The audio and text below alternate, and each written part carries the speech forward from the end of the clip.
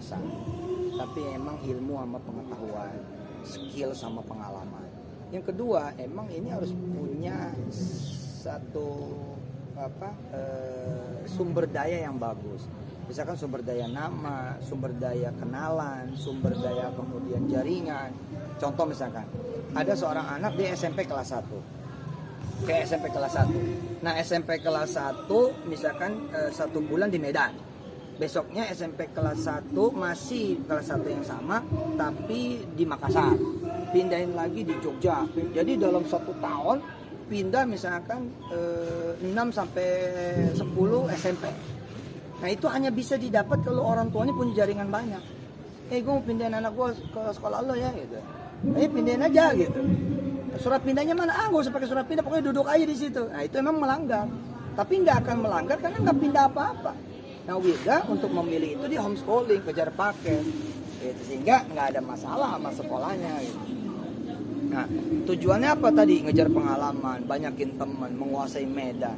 Kemudian juga dia menjadi lebih dewasa. Saya gojlok Wirda mulai dari tanah air, pindah-pindah kemana-mana gitu, dari mulai SD loh. SD, nah masuk SMP mulai pindah-pindah negara.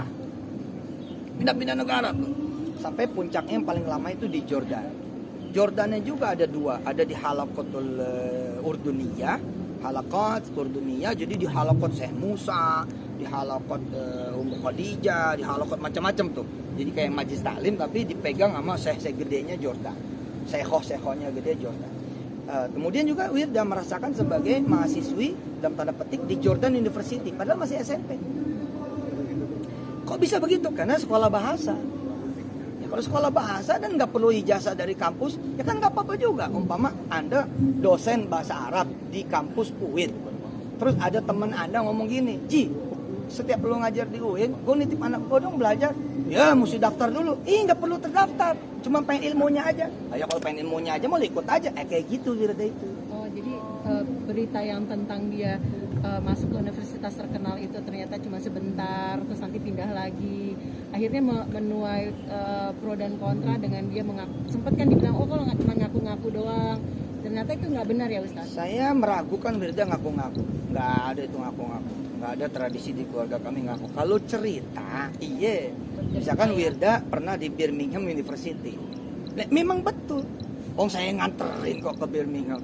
Di sana itu ada kawan-kawan lagi S3. Lalu ngajar S1. Nah, ketika ngajar, kami ada di Inggris Raya nih. Kami bilang, bos, Uni, ada sahabat saya, Uni, setiap lu ngajar, Wirda ikut ya. Ikut. Nah, ketika ikut, dia kayak mahasiswi tuh. Ada, itu kan kayak seorang ibu guru, anaknya kagak ada yang ngasuh di rumah. Terus dia ngajar di SMA, anaknya diajak, didudukin aja tuh anaknya. Boleh nggak? Sebenarnya asal tidak mengganggu mah sah-sah saja.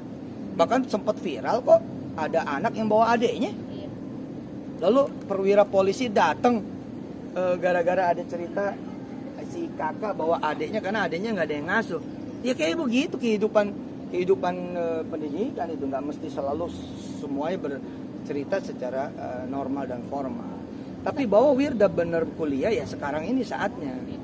Dia ada di Buckingham University. Ketika di Oxford City, dia ikut akselerasi gitu-gitu, ikut courses, ikut kemudian short course, summer class dan lain sebagainya. Ya kayak gini lah. Al-Azhar membuka kesempatan Kairo semua anak-anak pesantren jajal jadi mahasiswa-mahasiswi. Biasa aja. Yang nggak kenal, nggak tahu, mungkin akan bilang, mana bisa? Ya lu nya nggak tahu. Kalau tahu mah ya pasti bisa. Dan Wirda itu alhamdulillahnya menjadi teman buat anak-anak Indonesia. Artinya justru ini bagus biar Wirda bercerita. Oh kak bisa ya pertukaran pelajar? Bisa kak. Nanti caranya begini. Mendingan Wirda itu ditemenin supaya dia ngasih tahu keluh-keluhnya, rahasia-rahasianya kan jadi keren. Bagus gitu.